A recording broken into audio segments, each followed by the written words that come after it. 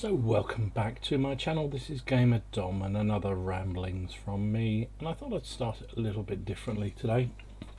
So feedback welcome.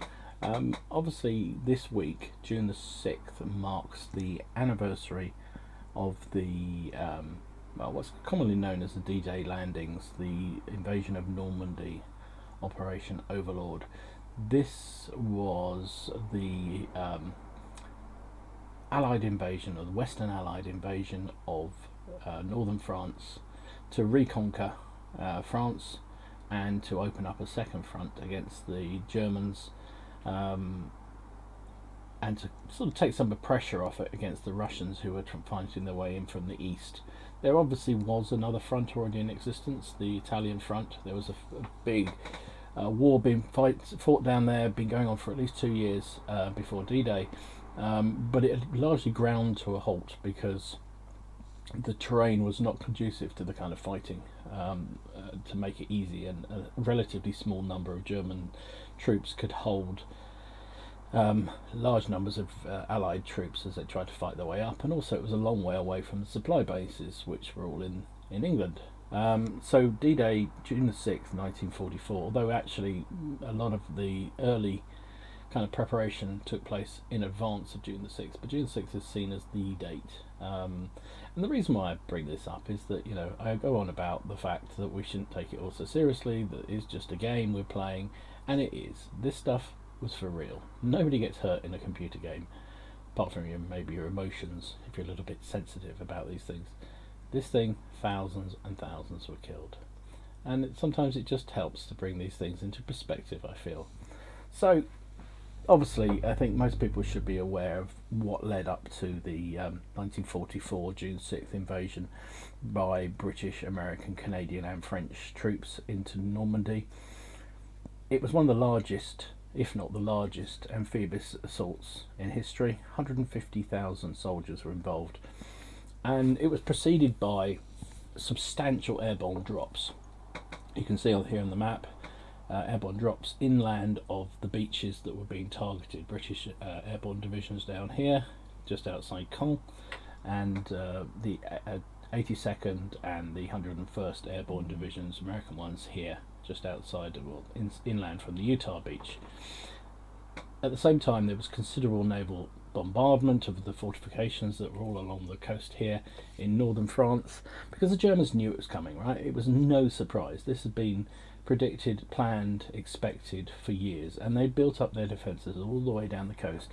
Now, what the Allies did a fantastic job was, they did a whole kind of deception campaign to try and persuade the Germans that the attack was actually going to come up around here, the part of Calais. Calais is around about here, if you can see my little cursor, which is the shortest point between England and France. And so it's the obvious point for a mass invasion to come, and the Allies did a really good job of confusing the Germans and making it appear that they were going to come across this short point. So a lot of the German divisions were positioned up around here, and this area of Normandy was slightly less well defended, considerably less well defended. Still well defended, but not as well defended as up around the Pas-de-Calais. Also, a lot of their armoured divisions were maintained back here, away from the beaches, ready to rush to counter-attack when it became apparent whether this was a real attack or just a raid. So, on D-Day itself, D-Day is a bit of a misnomer. It's known as D-Day in a lot of places, but D-Day is just a term that was used in any kind of operation. It was the countdown to the signal. D-Day was when everything went off, so it was D-Day -1, -3, so forth. So there were loads of D-Days, but there was only one Operation Overlord, which is what we should really call it. So the initial attack, as I say, was led by paradrops, glider drops, and considerable bombing and attacks by resistance fighters. And then the initial wave of 6,000 ships crossed the Channel, and they'd been delayed several occasions. It was June, in theory, getting into the summer, but as anybody who lives in the UK or goes to the UK knows, June can be a variable month. Mind you, any month can be a variable month, to be honest. And it'd been delayed several times due to bad weather. There was a window of opportunity, they went for it. However, the seas were very, very rough.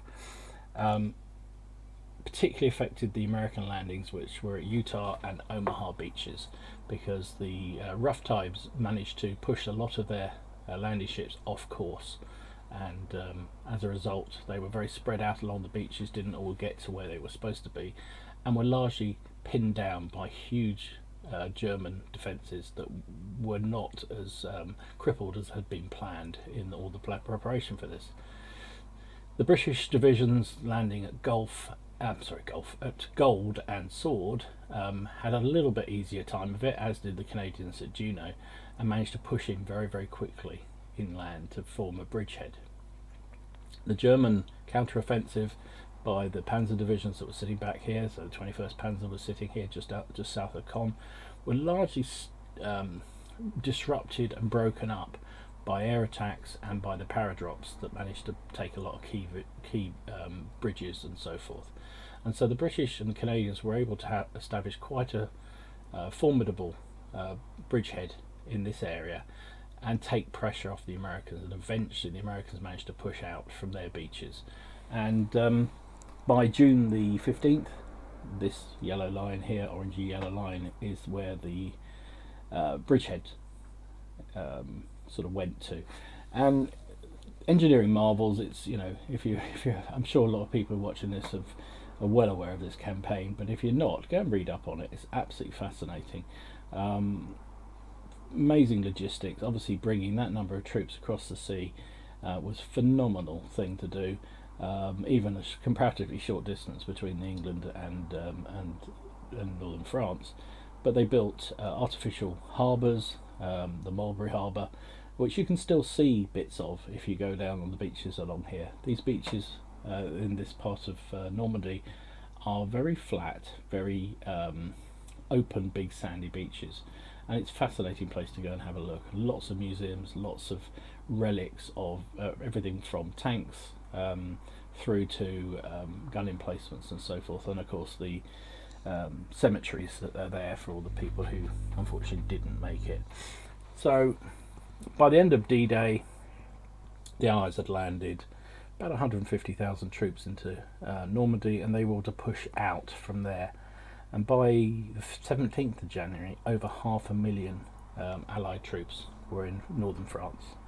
And that was kind of the beginning of the end for the Germans in France. From the fighting around Caen particularly was intense and went on for a long, long time, and would certainly recommend you again research this if you're interested, or go and have a look at Band of Brothers, I think it's the HBO series, because they show how intense the fighting around these hedgerow areas around this area of northern France are. Hedgerows are like massive great hedges.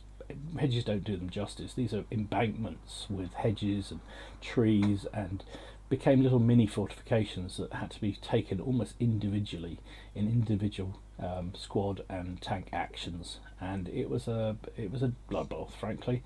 Huge numbers of troops were killed. Huge numbers of defenders were killed similarly, trying to break their way out of it. Eventually the Americans did, through this side, through the Cherbourg Peninsula, and were able to push around, encircling and capturing Cherbourg, which gave the Allies a more permanent port to use to then ferry huge amounts of supplies into northern France. And ultimately that was what paved the way for victory, because from there they were able to strike out, encircle Caen. The British and Canadians managed to fight their way through this way after a huge fight, and then ultimately push their way into Holland and then into Germany, and the rest is history, so to speak. But D-Day was a phenomenal operation. Huge numbers of people killed and injured on both sides.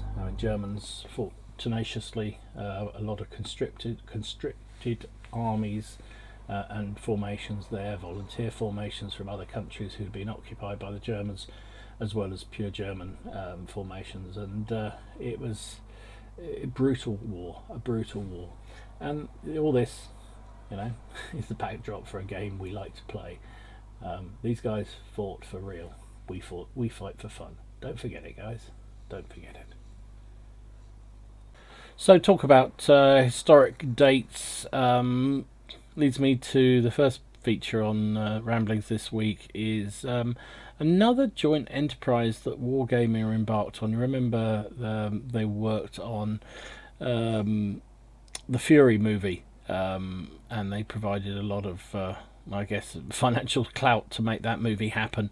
They're also now working with Warner Brothers on a film called Dunkirk, which is, again, historians will be well aware of Dunkirk. This was the evacuation of Allied, mainly British and also French troops from northern France in the early phases of the war, between May 26th and June 4th, 1940.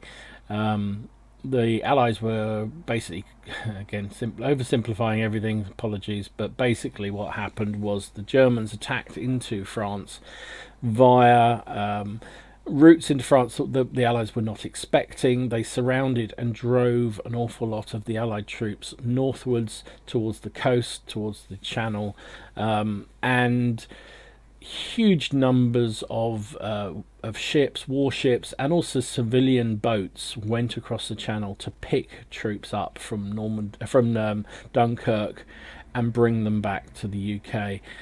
So pretty much the entire British Army that existed in 1940 was trapped in that sort of northern pocket, those that weren't killed in the early phase of the war, and they all pretty much were evacuated back to England, as were huge numbers of French troops as well, which basically allowed the war to continue. If that was all the forces Britain had, apart from some forces down in the desert, it probably would have been the end of the war in 1940 if they hadn't managed to do this. So as it was, they left an awful lot of their equipment, or their tanks, or their vehicles, or the guns were all left on the beaches, because obviously they couldn't evacuate them from the beaches. But amazing story. So Wargaming anyway, the three facets of Wargaming: World of Tanks, World of Warships, and World of Warplanes. Is there a World of Warplanes? Never heard of it. Are supporting this film. It'll be a spectacular, right? It'll be very, very spectacular. It's due out in July. 21st of July, they're saying, and they're saying to commemorate it, there'll be a series of new missions where you can win unique emblems and so forth. It'd be nice if they did a special tank or two, a bit like they did with the Fury. I'm sure the money department will have thought of that, and there probably will be something. But it's interesting. It's I kind of like the fact Wargaming using their huge wealth to support war movies of this kind, if they're done well. People argue about how well Fury was done. It was good light entertainment, right? And it was good to see an old-fashioned war film, to be honest, even if it was not the most historically accurate thing in the world. But anyway, Dunkirk coming soon to cinema near you. So on to game news. A new American Tier 7 light premium tank, the T-92, has been spotted. Unusually, normally get updates from people saying, "Oh, sorry," in a random game, obviously being played by a playtester or a reviewer of some sort. But this time it was actually in a World of Tanks North America video. You could see the T-92 in the background. So this thing is obviously coming fairly soon. As I say, it's a Tier 7 light tank, 840 hit points, 16.9 tons, 340 horsepower engine, gives it a power ratio of 20, which is not bad at all. Top speed of 60 is excellent, 25 in reverse.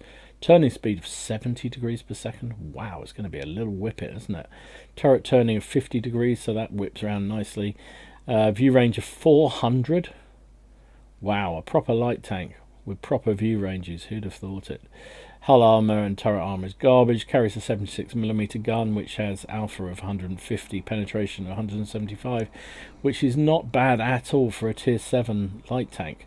210 with premium. That looks very high gun. Rate of fire of 13.9 rounds per minute. Damage of just over 2,000 and reload time of 4.3, so very, very nice. Accuracy 0.4, so in keeping with how they want the light tanks to behave, not the most accurate guns. They don't want you sniping these things. Aim time, however, is excellent. 1.8 is very, very good, and gun depression of -10 is very good. So it looks like a kind of T-71, doesn't it? Be interesting to see when we get this in the battlefield, but clearly if it's in a video North America we're promoting, probably can't be too far away. So get your wallets ready, wallet warriors. And still the premium tanks keep coming. So new Russian tier 8 premium medium tank, the STG, is in super test at the moment. Rear mounted tank, a bit like the Object 416. Looks like it anyway. Rear placed turret with a 122mm gun with decent soft tank stats that should be played a support role. Yeah, why do we need another Russian premium? Who knows. Slightly odd looking beastie, but there you go. So it's in super test. Let's have a quick look at the stats. Don't know how much it's going to cost, but 1,350 hit points, penetration of 212 with standard AP, which is actually not bad at all. It's not outstanding, it's actually quite reasonable. 248 with standard APCR, 390 average standard APCR doesn't make sense, Dom. Anyway, you know what I mean. 390 average damage, reload time of 13.4. A rate of fire of nearly 4.5 rounds per minute is not bad at all. Aim time is excellent, 2.21. Average damage per minute is a pretty poor 1700. For a tier 8 tank, that's not great. I guess with rammer and decent crew, you'll get that up considerably, but doesn't look that great. And accuracy is actually not bad, 0.31. So it's very much a support tank. Looks like it will fire. It's basically don't duel with other tanks. You pop out, put a shot, get back into cover, or relocate. That seems to be the mantra with this thing. Does not look super OP at the moment, which is good news, I guess, for those who get very worked up about this thing. Gun depression, it's a rear mounted turret, so it's only -6. Turret speed of 36.5 degrees per second. Terrain traverse speed of 45 degrees, which is not bad at all. Power ratio of 17.8 is okay. Top speed of 50 is pretty good. Looks like it's got very good ground resistances as well. Armor, nothing to speak of. 100 on the hull, 45, 110 on the turret. Does look quite rounded, but these stats don't look particularly fantastic, so I'm not sure it's going to be. It's a stealthy beast rather than an armoured beast by the look of it. View range 370, which is Russian. Concealment 29%. So yeah, without any camo or anything, it's not bad concealment. So it's going to be a stealthy little so-and-so. So that's in super test. Just yet another premium. It's World of Premium. What do you expect? So welcome edition in 919 was the daily sort of challenge thing, so supply box challenge in this case. So between 1st of June and 1st of July, you can get some extra goodies just by playing the game. So all you need to do is complete I want my supply box 20 times, and you get a crate once you've completed it 5, 10 and 20 times. So basically you can do it each day. You have to do 10,000 XP over any number of battles, so you can lose the lot and you'll still get it. So after 5 days you can get one crate, after 10 days you get the next, and after 20 days you get the last one. That's basically of doing the 10,000, I mean. In the first one you get one personal reserve of plus 50% XP for 2 hours. And you can receive 20 of those. So that's kind of nice little bonus for just playing the game. Small supply box gives you 5 of them, 500%, and 500% crew, and 5 automatic fire extinguishers. The medium one gives you 10 100% crew, 100% crew and 100% XP, and 10 automatic fire extinguishers. And the large box, the one you get after 20 times of doing it, you get 15 100% XP, 15 100% crew, 15 extinguishers, a day of premium, and a permanent Skull 3 emblem. Whoopee! By the power of Greyskull. But good. I like the daily missions. I think I talked about this once before. When I first started to play this game, you used to get a daily mission for everything. You basically, and it wasn't that onerous. Everybody could get it, and it was a nice little bonus. It's nice to see Wargaming looking at that sort of idea again. So time to vote for July's top of the tree. So this is where you get bonuses for driving the tier 10 tank at the top of the tree, and you also get crew bonuses for all the tanks along that line. There are 1, 2, 3, 4, 5, 6, 7, 8 tanks to choose from, all mediums. So I suggest you hop yourself over to the forums and make a vote. I am going to go for... what do I need to work through? I'm going to go for the T62. There you go, that's my vote. No idea whether that's... it looks like the Object 140 is leading it, so there you go. Go and change that if you want. So a little sneaky peek of what is coming through the June specials on the EU server. So anybody who's been playing will know this. Top of the tree is the WZ132-1, which is the Chinese tier 10 light tank. So everything along that line gets some sort of bonus, and if you happen to own and drive the tier 10, A, you can buy it cheaper, and B, you get extra missions and bonuses. Ranked battles. So 1st to the 4th of June. Oh, that's already gone, so we'll forget that one. Supply boxes, we already talked about that, but that's nice. I like that. Daily things is always exciting to me. 3rd to the 5th is already gone, so there was Operation Overlord specials. Didn't even notice that, did I? I don't think I played much last weekend, so that's my fault. 10th to the 12th of June is the military parade. So no, this is Tank Destroyer Spotlight. So times two crew experience while playing any tank destroyer, and discounts on premium and standard tank destroyers and special missions. So that is this weekend.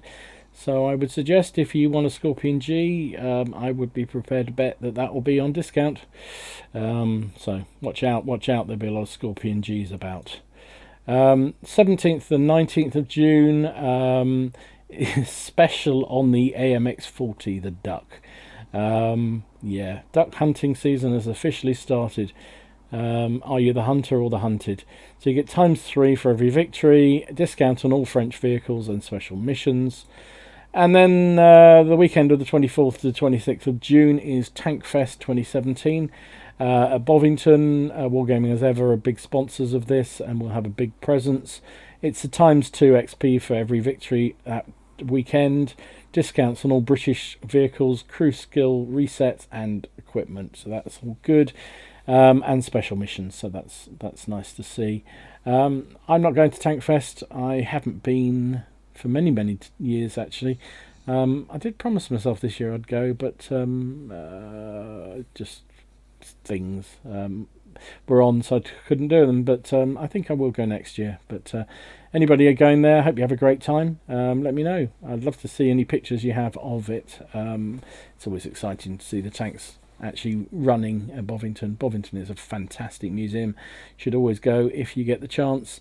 And to see some of these tanks running is brilliant. So anyway, so that was EU. For North America, we can see that you have a number of specials coming on. So On Track, so I think that's like top of the tree in the EU.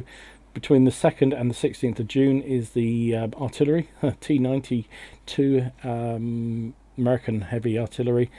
Then for the rest of the month, 16th to the 13th, is the Swedish Tier 10 heavy tank, the Kraftwagen. Premium sales for the first part of the month, you can buy the Turan 3, Tier 5 German, not really German, Hungarian tank. The 1st to the 26th, so that's pretty much the entire month, you can get the Scorpion G. The 8th to the 19th, the Fury. 29th to the 10th of July, you can get the Patriot. Oh, the Patriot. And the best for credit generation of any tank in the game, according to the stats. There's also special D-Day missions. I don't know whether that's still running. It says 6th of June. Don't know how long for, doesn't tell us. Weekend bonuses for this coming weekend. 12 times you got between the 9th and the 12th you got ×2 crew experience bonuses. The 14th and 15th to get Flag Day. 16th to 19th ×3 XP. 18th and 19th Father's Day, so there'll probably be some bonuses there. 23rd to the 25th ×2 XP. If you get an ace tank on the following tanks, so Backchat, Jumbo, BDR, T30, Turan, between the first part of the month you get a special badge, I believe. I would love this to be on EU. Why can't we get this on EU? I love the idea. You get an ace tanker in a tank and you get a special badge you can put on it. That to me is so much fun. The 9th to the 19th is the LTG, the Type 58, the Type 95, ooh, horrible. The FV215B and the box tank Su-100Y. Then we can read them all here. But anyway, there's a multitude of tanks that are on the ace tanker scheme, and I wish we had this on the EU servers. They really got to get to grips with combining these the server campaigns, because it'd be lovely. So there's the Scorpion. You can see it's expensive, $49 for the tank, but it is a brute. And the Turan is a pretty mediocre medium, but if you're a collector you might want it. A lot cheaper, $10 basically. So there you go. That's your specials on North America for June. So on other news, there's a new World of Tanks portal, which is in Italian. Apparently there's a large Italian gaming population of the game, so good for them. So Wargaming have released a portal to support them. No sign of any Italian tanks, however, which is a real shame, because I have a bit of a soft spot for the Italian tanks. Don't know why, they were pretty rubbish. But when I play tabletop war games, I've always had a thing for the slightly weird kind of nations, and like I play the Swedish troops in Napoleonic Wars, and I like playing the Italians in the Second World War, and the Italian tanks are very interesting. Not particularly great, but they would be really good in World of Tanks, but not coming anytime soon, so I'll just have to come and carry on playing with my little toy soldiers in the meantime. So for those of you watching from the Asian server, a bit of specialist news just for you guys. So I haven't talked about this previously, I'm sure you're well aware of it, but there's 2 premium tanks coming from the Valkyrie Chronicles. I know nothing about this at all. I'm too old to know about it. It looks far too trendy and exciting for my likings, but there are 2 premiums coming into the game with this series, and they'll be available at the end of June. So you have the Nameless, which is this beastie, a tier 8 heavy tank. What's it got? An 88mm gun. Okay. Interesting looking. I like the armor profile, looks very interesting on this. Looks like a very short and fat tiger, doesn't it? Or it's like if you bred what I'm trying to work out. If you bred a tiger tank with a panther and a 3-way with a duck, you might end up with this thing. Interesting beastie. Probably just giving people nightmares, that thought. And the Ed Willis, Edelwels, I don't know. Tier 8 premium medium Japanese tank. Again, looks very interesting. Again, the 88mm gun on it. Big tracks on these things. Look at that, very big tracks.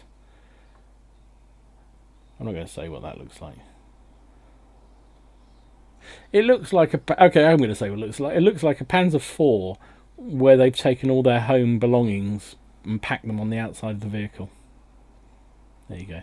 So anyway, for those of you on the Asian server, this is coming end of June, but only to the Asian server. So those of us in EU and Russia and North America can continue in absolute ignorance of what the hell this all means. So not only are those tanks in the premium shop for Asia, they are also available to a special competition. So teams of 5 players contest games. I don't know how. Where we go. 40 tier points, maximum tier 8, 5 per team, to win these tanks. So there you go. Again, excitement if you're in Asia, but only Asia.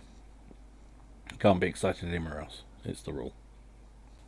So, quick question for all you folks out there watching this: has anybody actually managed to get into a ranked battle yet? I only ask every time I go on, pretty much.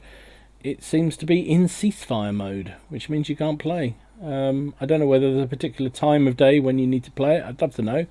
Let me know. I'm not desperate to play it, but I'd like to just have a go at it. I have played one game. I finished 10th out of my team, played nothing particularly spectacular, but I won and I was in the top 12, so I got first rank. And that was very exciting. I was very pleased. I thought, well, maybe I'll go and try it again.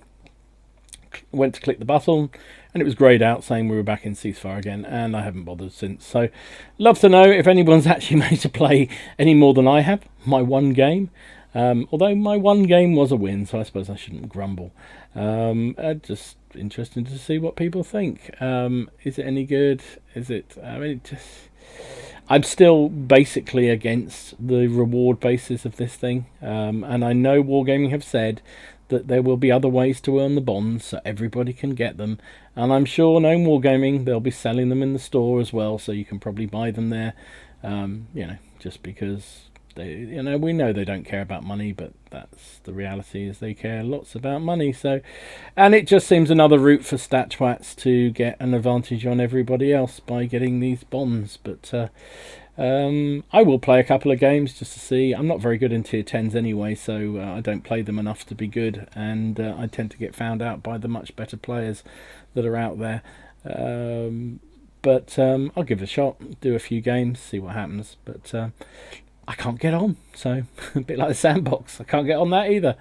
I think I'm being blocked by Wargaming. But let me know, have you managed to get on? If so, how are you doing? What rank are you up to? I'm on rank 1. Hey, after one game. Anyway, hope you enjoyed this little ramblings this week. A bit disjointed, lots of different things. A little bit of the history intro at the beginning. Let me know whether that went down well. Try to simplify it, but not oversimplify it. But probably annoyed some people by doing so. Anyway, hope you enjoyed it. If you did, give it a like and a subscribe, please. And in the meantime, enjoy your games. Have fun. Try not to take it too seriously. Unlike the real D-Day, this is just a game and we play for fun. Nobody gets hurt in the making of World of Tanks. See you again soon. Gamerdom out.